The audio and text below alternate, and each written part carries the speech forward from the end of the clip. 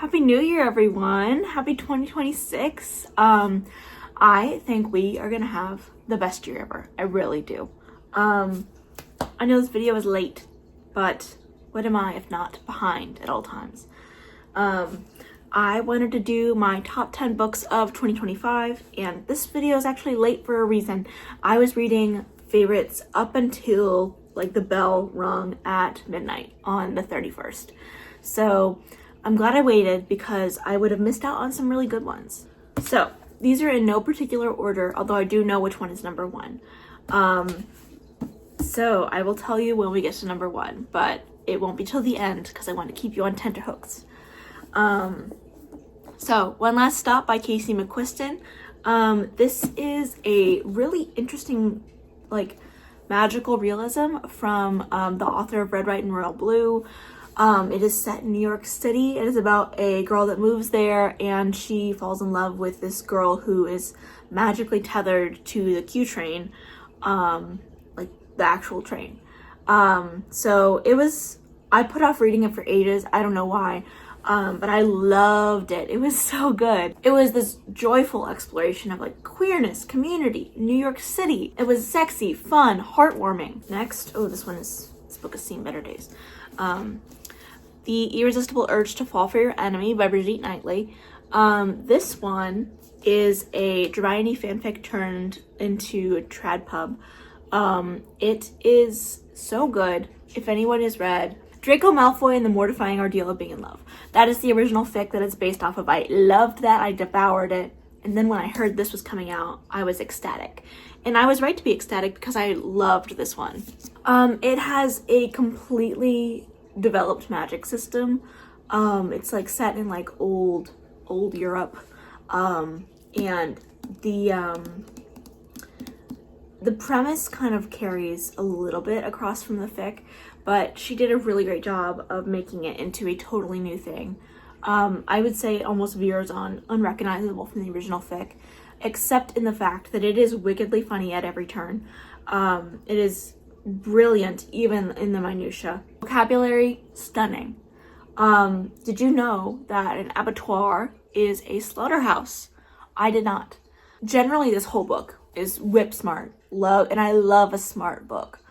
I want every romance I read to be like this one. So yeah, love. Next, Sunrise on the Reaping by Suzanne Collins. This was one of the big hitters for the year. I would say you probably have read this one if you're on like BookTube at all.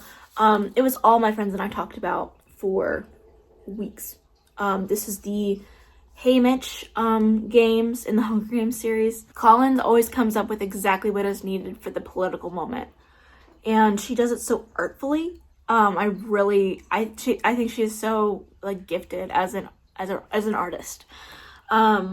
This is probably her most explicitly graphic in terms of violence work so far. Can't wait for the movie coming out this year. We'll be rereading when the movie is imminent, so I'll keep you updated. Next, I don't have a physical copy of this one, but Get Well Soon by Jennifer Wright. This is a quippy, but appropriately reverent of death, like nonfiction book about like a history of plagues in across history, and about the heroes who fought them. So like the frontline workers, the random people who turned into saints who were working with the lepers, like everything like that. There were some really interesting facts that I had never heard before. Smallpox killed nearly 90% of Native people in the Americas. People in Europe spoke of smallpox in gendered terms. So for men, it was in terms of threat to life. And for women, it was in terms of threat to beauty. So like the pox that would be on their face. This book is very pro-vaccine, which I love. Love. So important. Did you know that Zimbabwe has a higher vaccination rate for measles in 1-year-olds than the United States does? Crazy. I have like this weird fascination with disease, possibly because we lived through a pandemic, but who's to say? And this one was really good. We actually have another one coming up that is a similar vibe, but if you have any interest in disease and you aren't particularly squeamish. It's a really good one. Next, The Briar Club by Kate Quinn. This one is a like multi-tiered story about these women living in an all-female boarding house in DC in the 1950s, like at the peak of McCarthyism. This is so well written. I loved all the character development, the dynamics. I highly recommend this one. This is like, a lot of these books that I'm going to tell you about today are very like, Catherine likes them, but we don't know if you'll like them. This one I feel like is a very general, has a general appeal that some of the other books do not. I love all the characters in this. I love the romance between Xavier and Nora. The house they live in is actually a character unto itself, which gets its own like chance to speak. So that was really cool as well. And this cover, gorgeous. Next, the aforementioned similar vibe is Everything is Tuberculosis by John Green. It is not often that nonfiction reaches across the aisle to deal a personal narrative capable of bringing me to tears. This one did it, and did it so well, so artfully. There was a particularly interesting section to me. Okay, let me walk it back.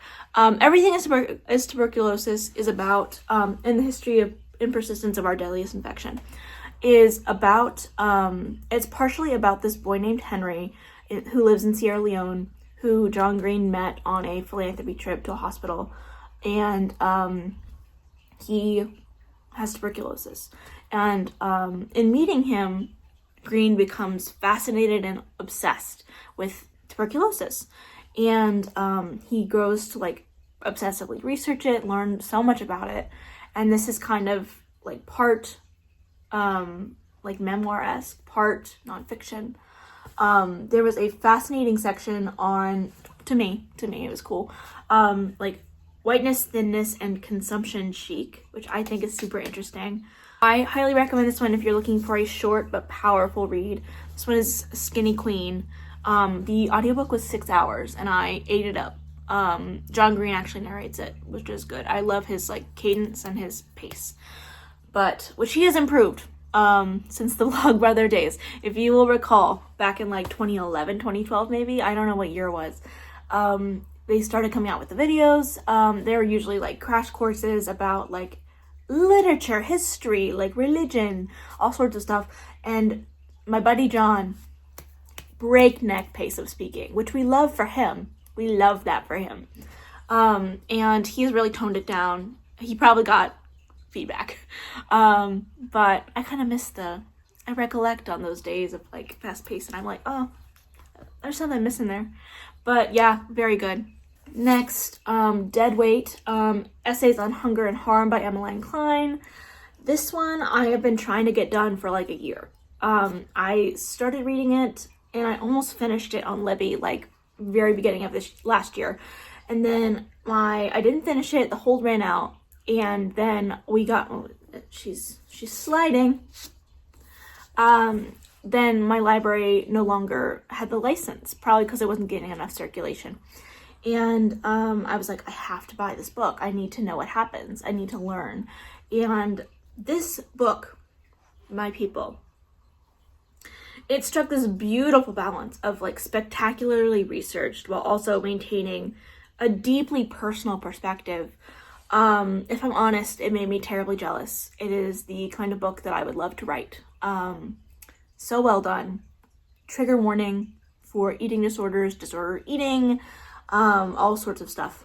If you have a history of an eating disorder and you are in a good place with it, highly recommend, because it does knock you out of it a little bit. I was really struggling when I read this book, and I was like, oh, head in the game. So yeah, really good. Mate by Ali Hazelwood. There are going to be quite a few Ali Hazelwood books on here. She had a prolific publishing year. I hope she takes a break soon, because breakneck pace. This one is the second in it comes after Bride, which was her vampire werewolves book. And she very neatly leapt the genre line, from like just traditional romance contemporary romance to like a paranormal romance. She did such a great job. She's capable of interesting world building that makes a story compelling, not just through romance or for witty repartee, but actually because of like the development of the world. I think this one's better than Bride, to be honest. I really liked it. I liked the main characters.